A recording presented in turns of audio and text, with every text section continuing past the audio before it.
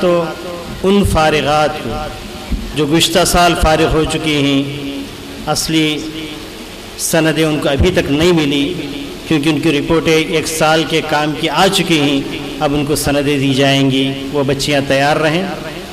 پھر اس کے بعد وہ بچیاں، وہ طالبات جو اس سال فارغ ہوئی ہیں، ان کو بھی سندیں ان کے ہاتھوں دی جائے گی۔ پھر اس کے بعد آپ کے صدارتی کلمات ہوں گے۔ میری مراد جناب مولانا محمد ثناء اللہ صاحب ہمری، اب مائک پر میں ان کو دعوت سخن دے رہا ہوں، مائک پر بلا رہا ہوں۔ اہلاً و سہلاً و مرحبا۔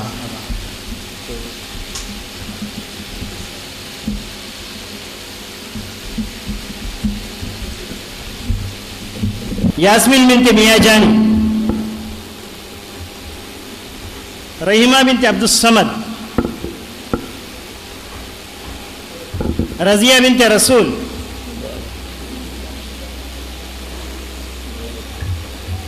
رحمت النساء بنت سلیمان۔ یہاں تک گزشتہ سال کی بچیاں اپنا سند لے چکی ہیں۔ جن بچوں کی رپورٹس باقی رہ گئی ہیں، جن طالبات کی، جن فارغات کی، وہ مرکز کے حوالے رپورٹ کر دیں۔ پھر اس کے بعد اس سال کی طالبات وہ سند فراغت حاصل کر رہی ہیں۔ طاہرہ بنت عبدالحی نردول، سعیدہ بنت صدیق خان کٹمور، زاہدہ بنت عبد النعیم قریشی راجمندری،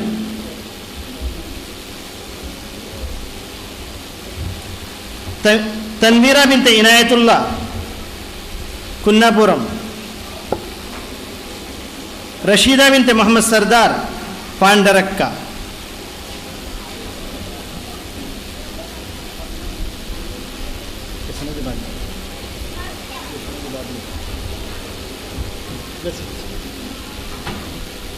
اب اس کے بعد مولانا کی انشاءاللہ صدارتی کلمات آپ سنیں گے۔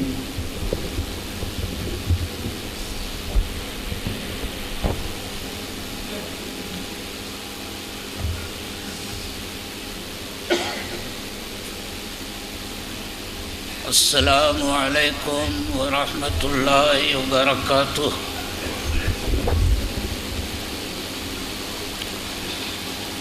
الحمد للہ رب العالمین والعاقبۃ للمتقین والصلاة والسلام علی رسولہ الامین محمد وآلہ واصحابہ اجمعین۔ اعوذ باللہ من الشیطان الرجیم، بسم اللہ الرحمن الرحیم۔ یا ایھا الناس اتقوا ربکم الذی خلقكم من نفس واحدة وخلق منها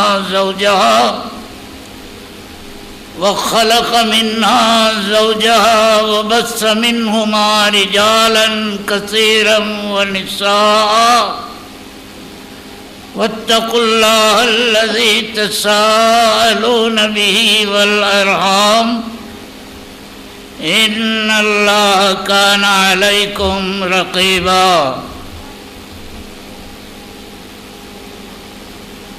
ذمہ داران جامعۃ البر، علماء کرام، امت محمدیہ مرحومہ کی ماؤں،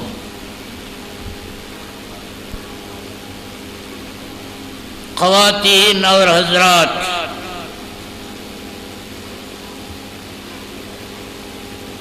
میں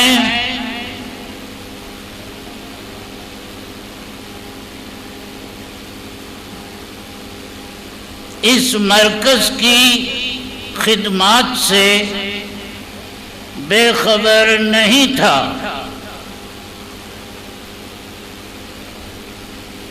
لیکن مجھے آج موقع ملا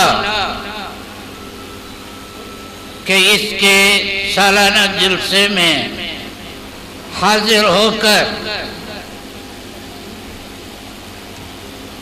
اپنی آنکھوں سے اس کیمپس کا روح پرور منظر دیکھوں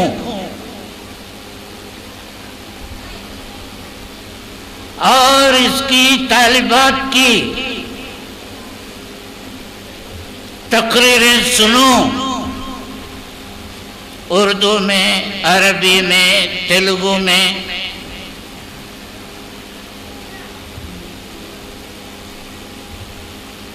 مجھے بڑی مسرت ہو رہی ہے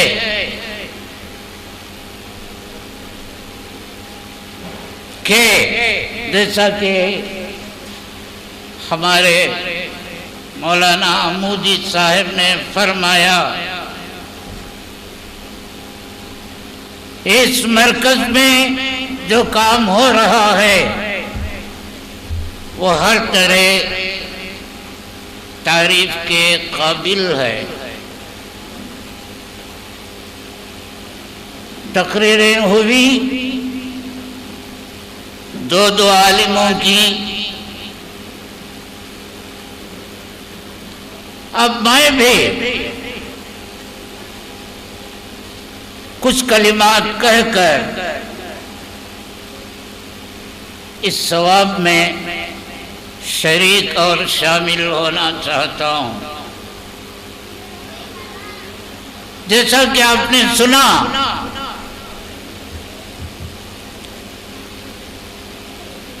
ہمارے عزیز بھائی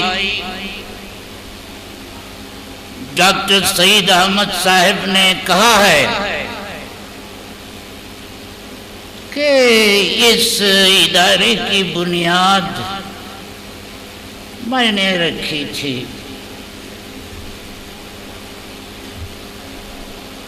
بہرحال وہ کیا مبارک ساعت تھی کہ اللہ نے جو کام ہم بندوں سے لیا وہ دن بدن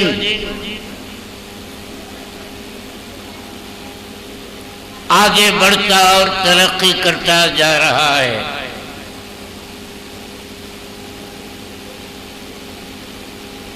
میں اس موقع پر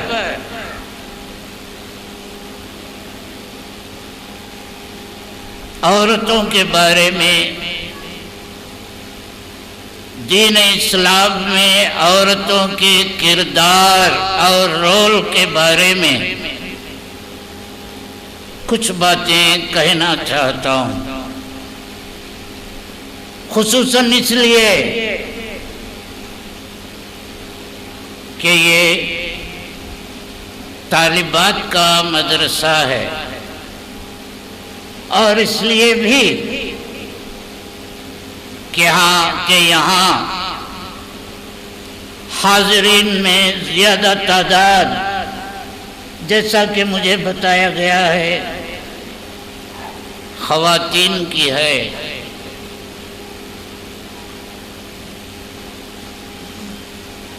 تو میرے بیان کا عنوان ہوگا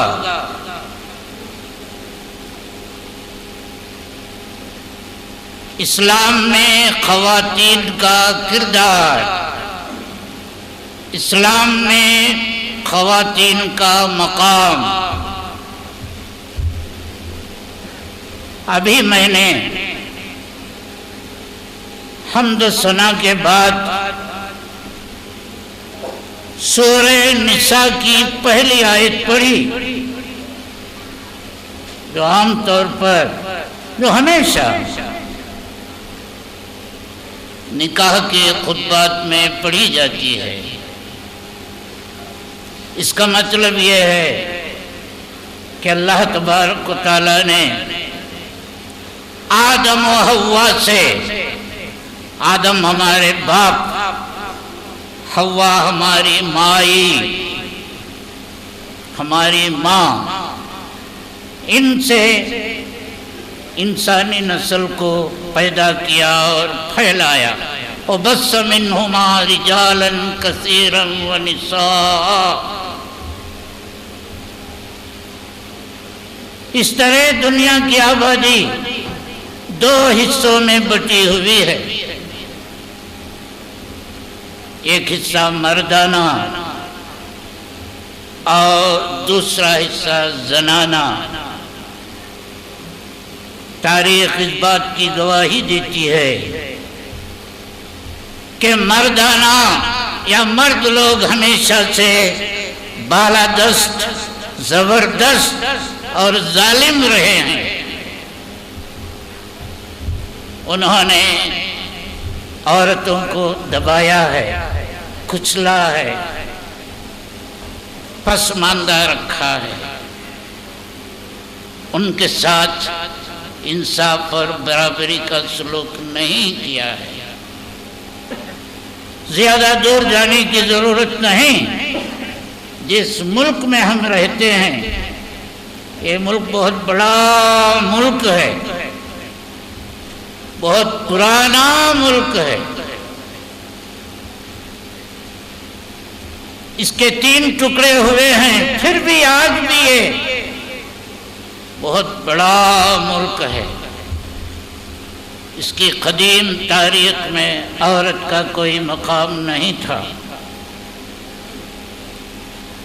عورتوں میں یتیموں کی مٹی خاص طور پر پلیت تھی. ہندوستان تو ہندوستان، عربستان میں بھی جہاں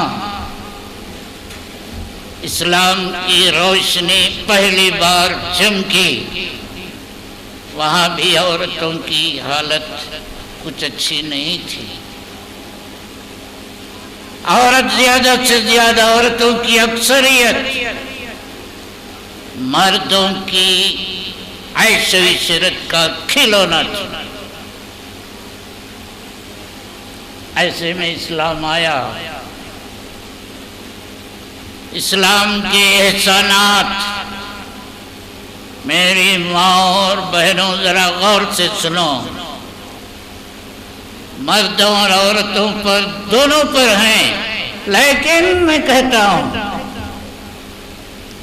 اسلام کا احسان یا اسلام کے احسانات عورتوں پر بہت زیادہ ہیں. جیسا کہ میں نے کہا، مرد ہمیشہ سے ظالم تھے. ہر بات میں ان کا شیر کا حصہ تھا. عورتوں کی حالت ناقابل بیان تھی. ویسے میں اسلام نے آ کر، ابھی ایک لڑکی کی زبانی آپ نے سنا، غالباً عربی تقریر تھی. اسلام نے آ کر سب سے پہلی جو چیز، جو نعمت عورتوں کو عطا کی، وہ زندگی کا حق تھا. عرب میں جیسا کہ ہم لوگوں کو معلوم ہے، اس کے عرب کے بیشتر قبائل اپنی بچیوں کو پیدا ہوتے ہی زندہ دفن کر دیتے تھے. وَإِذَا بُشِّرَ أَحَدُهُم بِالْأُنثَىٰ ظَلَّ وَجْهُهُ مُسْوَدًّا وَهُوَ كَظِيمٌ يَتَوَارَىٰ مِنَ الْقَوْمِ مِنْ سُوءِ مَا بُشِّرَ بِهِ أَيُمْسِكُهُ عَلَىٰ هُونٍ أَمْ يَدُسُّهُ فِي التُّرَابِ. زندہ دفن کر دیتے تھے. اللہ تبارک و تعالیٰ کے کلام نے، دین اسلام نے اسے ایک جرم قرار دیا. ایسا جرم جس کے بارے میں قیامت کے دن باس پرس ہوگی. وَإِذَا الْمَوْءُودَةُ سُئِلَتْ بِأَيِّ ذَنبٍ قُتِلَتْ. زیادہ تفصیل میں جانے کا یہ موقع نہیں، وقت کم ہے. میں اشاروں میں کام لوں گا اور اپنی بات پوری کرنے کی کوشش کروں گا. سب سے پہلے انسان اس دنیا میں جو چیز چاہتا ہے وہ زندگی گزارنے کا حق ہے. یہ حق اسلام نے عورت کو دیا، اس کے بعد زندگی ان کی تعلیم ہے۔ اسلام کا علم میراث ایسا ہے جس میں شاید ہی رشتے کی کوئی عورت مرحوم کی دولت میں حصہ پانے سے محروم رہی ہو۔ اس میں مائیں ہیں، بیویاں ہیں، بیٹیاں ہیں، بہنیں ہیں، بعض حالتوں میں اور دور دور کے رشتہ دار بھی۔ زندگی کے بعد دولت کا حق اسلام نے عورتوں کو دیا ہے، اور ان عورتوں کا جو مقام ہے وہ بھی آپ کو معلوم ہے۔ الجنت تحت اقدام الامہات، ماؤں کا مقام بیان ہوا ہے کہ ان کے پیروں تلے جنت ہے، اور اللہ کے رسول فرماتے ہیں خیرکم خیرکم بأہلی، جو اپنے اہل و عیال کے ساتھ اچھا رہتا ہے، بیوی بچوں کے ساتھ اچھا رہتا ہے، وہ تم میں بہترین آدمی ہے۔ زندگی اور دولت کے بعد اسلام نے عورتوں کی عزت کی حفاظت کی ہے۔ عزت کے بغیر کوئی زندگی گزاری نہیں جا سکتی۔ سورہ انبیاء کی آیت ہے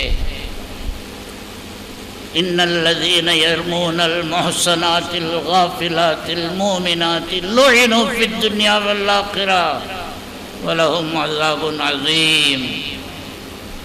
یہ آیت محسن پاک باز عورتوں کی عزت کی حفاظت کرتی ہے۔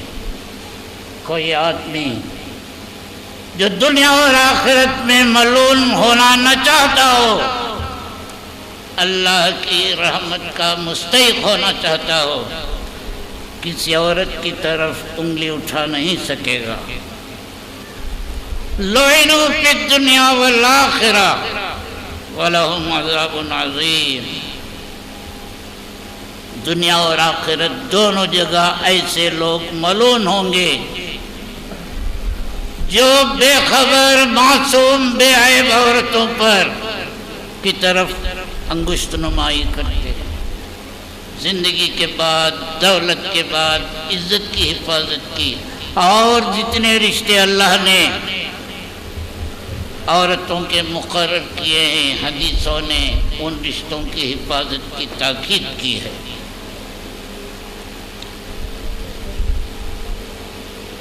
قرآن نے نام لے کر ایک عورت کی سیرت بطور آئیڈیل ہمارے سامنے رکھی ہے۔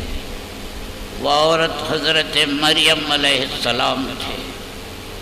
حضرت مریم بڑے پاک باز، بڑے عبادت گزار، بڑے پرہیزگار سب تھے، لیکن ان کی سیرت کا سب سے زیادہ چمکتا ہوا نقش آپ کو معلوم ہے کیا ہے؟ آپ نے غور کیا؟ غور کا مقام ہے۔ انہوں نے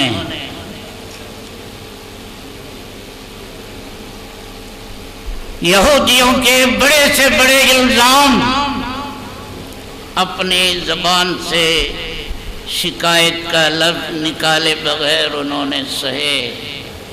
بغیر شوہر کے وہ حاملہ ہوئی تھی۔ انہوں نے کہیں ان کے بارے میں سورہ مریم اور دوسرے مقامات پر کہیں ایک بات نہیں ہے کہ اے اللہ تو نے مجھے ایسا کیوں کیا؟ ساری دنیا مجھ پر لعنت ملامت کر رہی ہے، تو نے مجھے بغیر شوہر کے ماں بنانے کا فیصلہ کیوں کیا؟ ایسی بات ان کی زبان سے کہیں نہیں نکلی۔ جو کچھ ہوا انہوں نے اس کے سامنے اپنا سر جھکا دیا، راضی برضا۔ ابھی ہمارے مولانا عبد المحسن صاحب کہہ رہے تھے کہ کس طرح عورتوں کی زبان شکایت پر کھلتی ہے، حضرت مریم علیہ السلام کی زبان شکایت پر نہیں کھلی۔ جو فیصلہ مقدر میں لکھا تھا اس کے سامنے انہوں نے سر جھکا دیا۔ پڑھیے سورہ مریم۔ اور دوسری عورت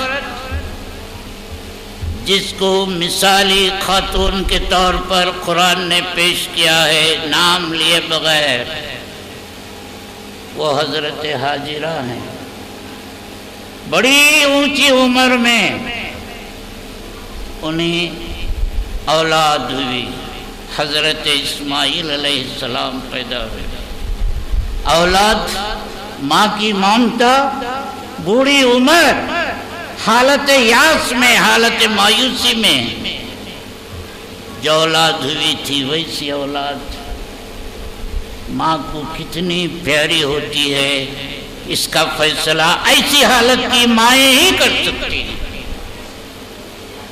حضرت اسماعیل باپ کی انگلی پکڑ کر چلنے کے قابل ہوئے، مالک کا حکم ہوا، بیوی کو بتائے بغیر وہ چلے لے کر مینا کی طرف۔ شیطان آیا، اس شیطان کو آج ہم حج کرنے جا کر کنکریاں مارتے ہیں۔ شیطان نے آ کر حاجرہ کو، حضرت اسماعیل کی ماں کو بہکایا۔ معلوم ہے تجھے تیرا شوہر تیرے لاڈلے کو کہاں لیے جا رہا ہے، کہاں لیے جا رہا ہے؟ اسے ذبح کرنے کے لیے۔ کیوں؟ وہ کہتا ہے مالک کی مرضی ہے۔ حضرت حاجرہ نے کہا جب مالک کی مرضی ہے تو جیسے میرا شوہر راضی ہے میں بھی راضی ہوں۔ ایسی سیرت بنانا چاہتا ہے اسلام۔ اچھا، عورتوں کو زندگی دے کر، عورتوں کو مال و دولت کا حقدار بنا کر، عورتوں کی عزت کی حفاظت کر کے، ان کے مختلف رشتوں کو میراث میں وارث بنا کر اسلام نے عورتوں پر جو احسان کیا، عہد نبوت کے اور بعد کے زمانے کی عورتوں نے اس احسان کا کیا جواب دیا، یہ بھی ہمیں ملتا ہے۔ حضرت خدیجہ پہلی خاتون، اللہ کے رسول کے حرم میں سب سے پہلے مسلمان ہونے والی، پہلا تجربہ غار حرا میں۔ آتے ہیں اللہ کے رسول، حضرت خدیجہ فرماتی ہیں اللہ تبارک و تعالیٰ آپ کو ضائع نہیں کرے گا۔ حضرت خدیجہ رضی اللہ تعالیٰ عنہ کے بعد ان کی دولت جس طرح راہ اسلام میں کام آئی، جس ایثار و قربانی کا ثبوت انہوں نے دیا، اس کے بعد حضرت عائشہ رضی اللہ تعالیٰ عنہ، ان کا علم، ان کا اجتہاد، عورتوں میں حدیثوں کی سب سے بڑی راوی، اس کے بعد مکی زندگی میں اسلام کے لیے اپنا سب کچھ، یہاں تک کہ اپنی جانیں بھی نثار کرنے والی عورتیں، ذرا ان کو یاد کی کریں، ہماری بہنیں جو یہاں بیٹھی ہوئی ہیں۔ حضرت سمیہ رضی اللہ تعالی عنہ اسلام میں سب سے پہلے شہید ہونے والی ایک خاتون تھی۔ ابو جہل نے انہیں تیر مارا۔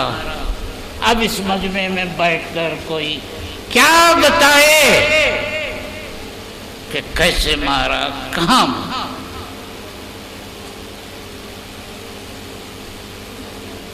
حضرت سمیہ نے جام شہادت پی لیا، اسلام کے لیے۔ پھر ہمیں کتنی عورتیں ملتی ہیں جن کے ایثار اور قربانی کے نقوش تاریخ اسلام کا روشن باب ہے۔ حضرت عمر کا اسلام آپ کو معلوم ہے، سخت قسم کے دشمن اسلام تھے۔ سنا بہن مسلمان ہوئی ہے فاطمہ، اس کے گھر گئے، اتنا مارا اپنی بہن کو، لہو لہان ہو گئیں۔ پھر بھی انہوں نے اسلام کا دامن نہیں چھوڑا۔ عمر جیسے دبدبے والے بھائی سے فاطمہ نے خطاب کر کے کہا، مخاطب ہو کر کہا، جو چاہے کر لو، جو نشہ چڑھا ہے وہ اترنے والا نہیں۔ ان کی ایک باندی تھی حضرت عمر ہی کی، اسے اتنا مارتے تھے، مار کر تھک جاتے تھے، رکتے تھے، پھر کہتے تھے ابھی میں تجھے اتنی جلدی چھوڑنے والا نہیں، ذرا دم لوں، تازہ دم ہو جاؤں، پھر تیری خبر لوں۔ اس سلسلے میں ہمیں نام ملتے ہیں، لبینہ نام کی کنیز کے، نہدیہ کے، اور ایک بدقسمت عورت ام شریک کے، اور بھی بہت سے نام۔ ام شریک کو ان کے رشتہ دار مار کر چلچلاتی عرب کی دھوپ میں کھڑا کرتے تھے۔ ان کی مصیبت اتنی بڑی کہ ان کی نظر جاتی رہی، آنکھیں ان کی جاتی رہی۔ پھر وہ مسلمان، کتابوں میں لکھا ہے، گئی ہوئی نظر پھر انہیں واپس مل گئی۔ یہ تھا اسلام کا نشہ، اسلام کی یہ طاقت۔ مکی زندگی میں کافروں نے مردوں کے ساتھ عورتوں پر بھی بڑے ظلم اٹھائے۔ یہ داستان بڑی طولانی ہے۔ یہاں سے نکل کر مسلمان مدینے گئے، مدینے میں بھی ہمیں عورتوں کا یہی ایمان نفروز منظر نظر آتا ہے۔ جنگ احد تاریخ اسلام کی دوسری جنگ، غور سے سننے کی ضرورت ہے۔ گھمسان کا رن پڑا اس میں۔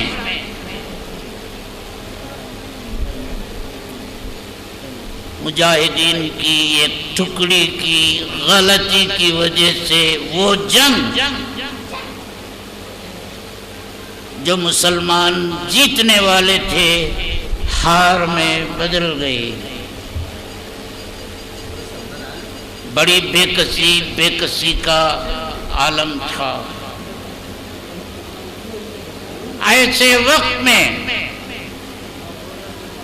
افواہ پھیلی، افواہ رومر کہ اللہ کے رسول صلی اللہ علیہ وسلم شہید ہو گئے ہیں۔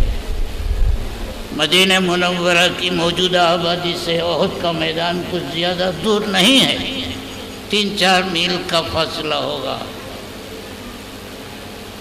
مولانا شبلی نے یہ واقعہ نظم کیا ہے۔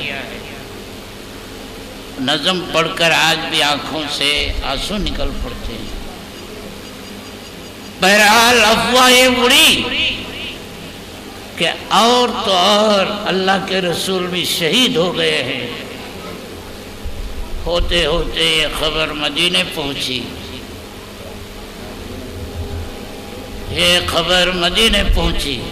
مدینے کی آبادی، مدینے میں کچھ لوگ تھے، سارے لوگ احد کے میدان میں نہیں تھے۔ ایک ریلا نکلا میدان احد کی طرف جاتا ہوا. ان میں ایک عورت تھی، انصاری عورت. یہ بھی میدان احد کا رخ کیے جا رہی تھی. احد کے میدان سے کچھ لوگ واپس ہو رہے تھے. اسے مخاطب کر کے، اس عورت کو مخاطب کر کے کہا، اے عورت، اے فلاں، تو کتنی بد نصیب ہے. تیرا باپ، تیرا شوہر، تیرا بھائی تینوں میدان جنگ میں کام آ گئے ہیں، شہید ہو گئے.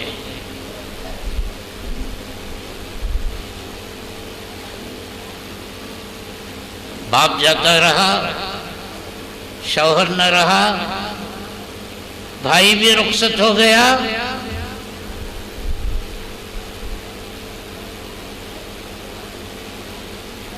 یہ خبر سن کر وہ عورت کہتی ہے، ٹھیک ہے، یہ تو بتاؤ اللہ کے رسول کیسے ہیں؟ یہ کتنے دل گردے کی بات ہے. کہاں ہے یہ ایمان؟ ایسا ایمان کہاں ہے؟ آج ہے؟ ہوگا کہیں؟ لوگوں نے کہا اللہ کا شکر ہے، اللہ کے رسول سلامت ہیں.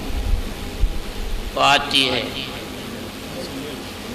اللہ کے رسول کے پاس آتی ہے. ایک جملہ تاریخ اسلام نے نوٹ کیا ہے، کل مصیبت بعدک جلل یا رسول اللہ. آپ اگر سلامت ہیں تو مصیبتوں کے بڑے سے بڑے پہاڑ ڈھونا، سہنا، برداشت کرنا ہمارے لیے آسان. مولانا شبلی کی زبان میں، مائیں بھی اور باپ بھی، شوہر بھی، برادر بھی فدا. مائیں بھی اور باپ بھی، شوہر بھی، برادر بھی فدا. اے شہیدی، تیرے ہوتے ہوئے کیا چیز ہیں.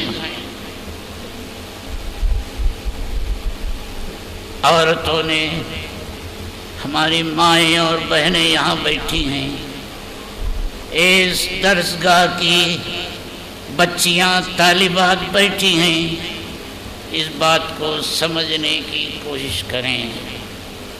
دین اسلام میں ان کا کردار بڑا شاندار اور شاہانہ رہا ہے.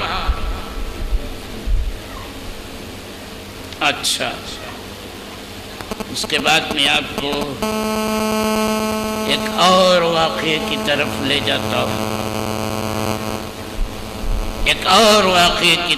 جاتا ہوں. یہ صرف اشارے ہیں. آپ نے یہ واقعات پڑھے ہوں گے، نہیں پڑھیں گے تو سن کر پڑھیں گے. ہماری بچیاں، امت کی ہونے والی، آئندہ ہونے والی مائیں ان باتوں سے عبرت اور نصیحت حاصل کریں. حضرت خنسا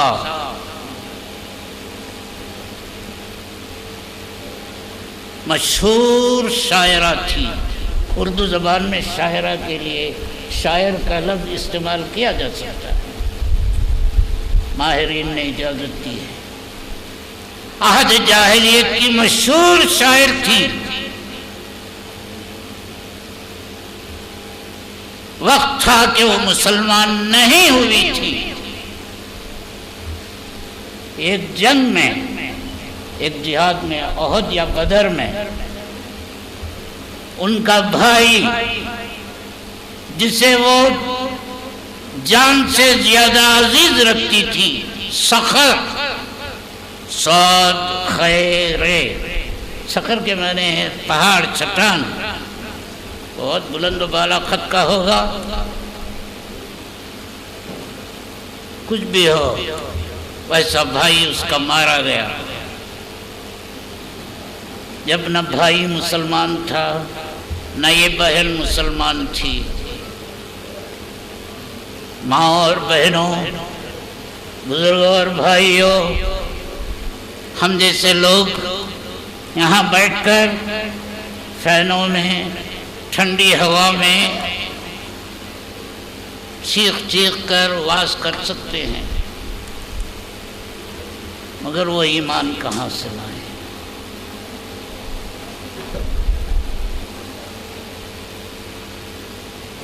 سقر اس کا بھائی مارا گیا، خنسا کا بھائی، خے نون سین الف حمزہ،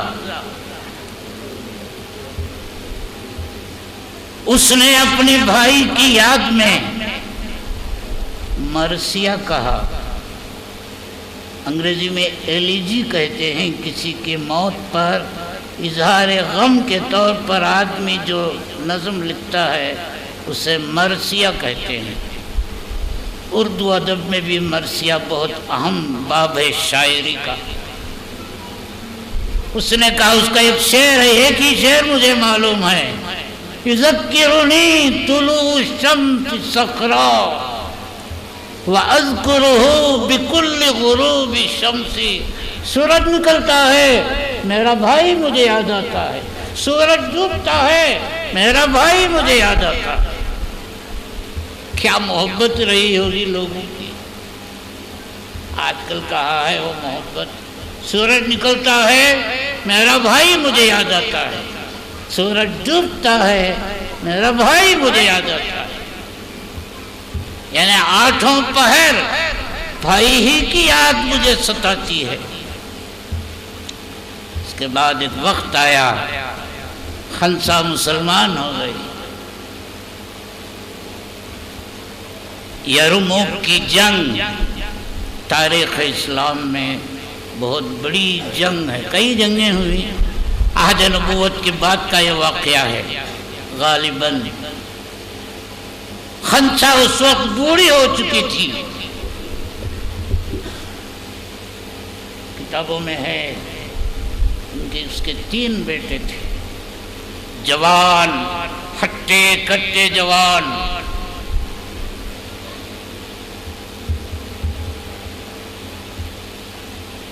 جنگ کے لیے، جہاد کے لیے بھیج رہی ہے۔ نئی نسل کی خواتین، بچیاں غور سے سنیں اور سمجھنے کی کوشش کریں۔ میں ذرا زبان بھی آسان بولنے کی، استعمال کرنے کی کوشش کر رہا ہوں۔ 3 بیٹے اس کے تھے،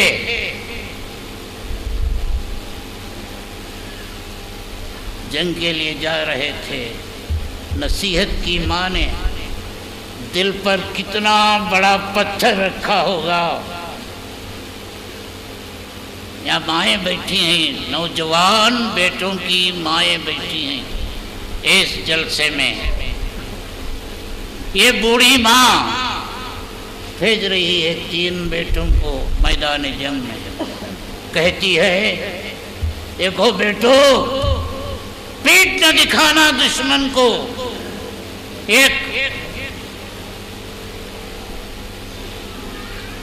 تم ایک ایسی ماں کی اولاد ہو جس نے تمہارے باپ کو شرمندہ نہیں کیا ہے، بہت بڑی بات ہے۔ تم ایک ایسی ماں کی اولاد ہو جس نے اپنے شوہر کو، یعنی تمہارے باپ کو شرمندہ نہیں کیا۔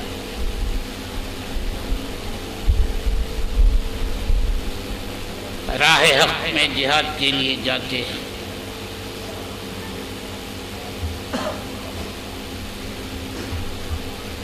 یرموک کا واقعہ، تینوں کے تینوں شہید ہو جاتے ہیں۔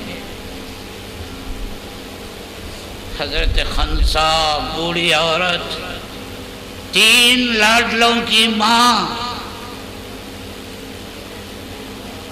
کیا کہتی ہے؟ یہاں علماء کرام بیٹھے ہیں، وہ جملہ ان کے ذہنوں میں گھوم رہا ہوگا، انہیں یاد آ رہا ہوگا۔ کتنا کلیجہ ایسی عورتوں کی نام لیوا ہیں یہ عورتیں۔ اس نے کہا الحمدللہ الحمدللہ الذی اکرمنی بشہادتہم۔ یہ جملہ میں سمجھتا ہوں اسلامی تاریخی کے سلسلے میں کسی مسلمان مرد یا عورت کی زبان سے نکلا ہوگا، کسی غیر اسلامی جنگ کے کسی مجاہد کی ماں کی زبان سے نہیں نکلتی۔ کیا کہتی ہے؟ اللہ کا شکر ہے کہ مجھے اس نے عزت دی، میرے تین بیٹوں کو شہادت کا درجہ دے کر۔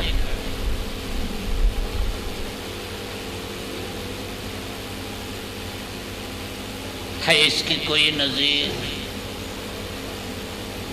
یہ روشن باب پڑھنے کے لیے یہ طالبات یہاں ہیں۔ آج دین اسلام پر جو حملے، جو اعتراضات کیے جاتے ہیں، کیے جا رہے ہیں، ان میں سے ایک اعتراض یہ ہے کہ یہ عورتوں کو کوئی مقام نہیں دیتا، حالانکہ عورتوں کو زندگی دینے والا، عورتوں کو دولت کا حقدار بنانے والا، عورتوں کی عزت کی حفاظت کرنے والا دنیا کے مذہبوں میں ایک اسلام ہی ہے۔ ہم کتابوں میں پڑھتے ہیں یہ تو 20ویں صدی ہے، 21ویں صدی ہے۔ 19ویں صدی میں یورپ میں بڑی بڑی کانفرنسیں منعقد ہوئی تھی۔ ان کانفرنسوں میں یہ موضوع زیر بحث تھا کہ کیا عورت انسان ہے؟ فیصلہ ان کانفرنسوں کا یہ ہوا، ہم نے پڑھا ہے کہ عورت انسان نہیں ہے۔ آج وہ یورپ، وہ امریکہ عورتوں کو سر پر اٹھائے ہوئے، سر پر بٹھائے ہوئے، اسے عیش و عشرت کا کھلونا بنائے ہوئے دنیا کے لیے ایک تماشا بنا ہوا ہے۔ علم کا طلب کرنا، حاصل کرنا فرض ہے۔ ان مدرسوں پر حکومت کی بڑی ٹیڑھی نظر ہے۔ ابھی 1.5-2 مہینے پہلے کی بات ہے، میں نے اخبار میں پڑھا حزب مخالف نے، اپوزیشن پارٹیوں نے مرکزی پارلیمنٹ میں اعتراض کیا تھا، مسلمان اپنے بچوں اور بچیوں کو مدرسوں میں بھیجتے ہیں اور حکومت خاموش تماشائی بنی ہوئی ہے۔ یعنی ہمارا اپنی اولاد کو اپنے مذہب کی تعلیم دینا، غیروں کو ٹھنڈی آنکھوں سے دیکھا نہیں جاتا۔ بہرحال میں نے کچھ زیادہ ہی وقت لے لیا ہے، اسے معلوم ہوتا ہے۔ صدر کو ذرا وقت کے بارے میں ایثار سے کام لینا چاہیے، ذرا ایثار سے کام لینا چاہیے۔ آپ کا وقت پورا نہیں ہوا۔ آخر میں علامہ اقبال رحمۃ اللہ علیہ کے 2 فارسی شعر پڑھتا ہوں، ان کا مطلب بیان کر کے میں اپنی جگہ لوں گا۔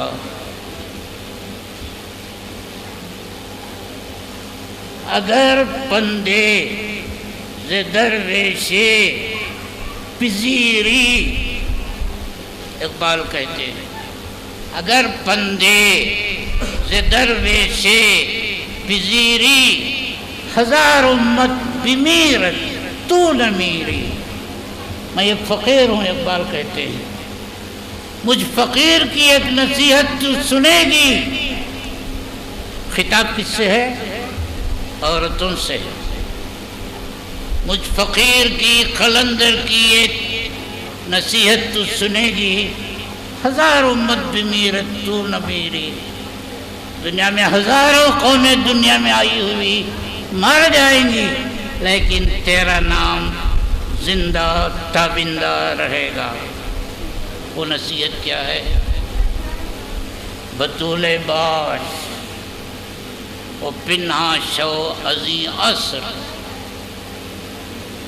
فاطمہ جیسی ہو جا۔ بطول حضرت فاطمہ کا لقب، فاطمہ جیسی ماں بن۔ کیا ہوگا کہ در آغوش شبیر بگیری، تیری گود میں حسین جیسی اولاد پیدا ہوگی، پلے گی، بڑھے گی، حق کے لیے اپنا خون بہائے گی۔ مدرسوں سے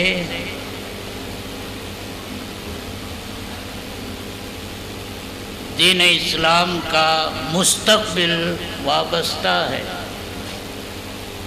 یہاں تربیت پا کر، تعلیم پا کر مائیں، اسلامی مائیں بن کر نکلیں گی، جیسا کہ اب 2 تقریروں میں آپ سن چکے ہیں۔ آپ کا گھر اسلامی معاشرے کا نمونہ ہوگا، اسلام کے لیے فخر کا باعث ہوگا۔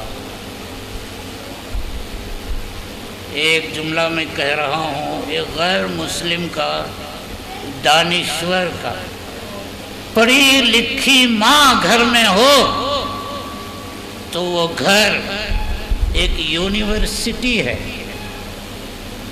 پڑھی لکھی ماں جس گھر میں ہوتی ہے وہ گھر ایک یونیورسٹی کے برابر ہے۔ یہ بات کہی تھی ہندوستان کے پہلے ہندوستانی گورنر جنرل چکرورتی راج گوپالاچاریہ نے ایک دوسرے سیاق میں۔ ہمیں اپنے گھروں کو سنبھالنا ہے، بنانا ہے، آئندہ نسل، آنے والی نسل کی صحیح خطوط پر نشو و نما کرنی ہے۔ ایسے مدرسوں سے یہ بچیاں عالم، فاضل، حافظ بن کر نکلیں گی، انشاءاللہ اسلام کا مستقبل روشن رہے گا۔ اللہ تبارک و تعالی ہمیں اس بات کی توفیق دے اور ہماری یہ تمنائیں بر لائے، اور ایسے مدرسے جو آج کل جگہ جگہ قائم ہیں، دن دگنی رات چوگنی ترقی کریں۔ آمین۔ وآخر دعوانا ان الحمدللہ رب العالمین۔ السلام علیکم ورحمۃ اللہ وبرکاتہ۔ جزاک اللہ خیر۔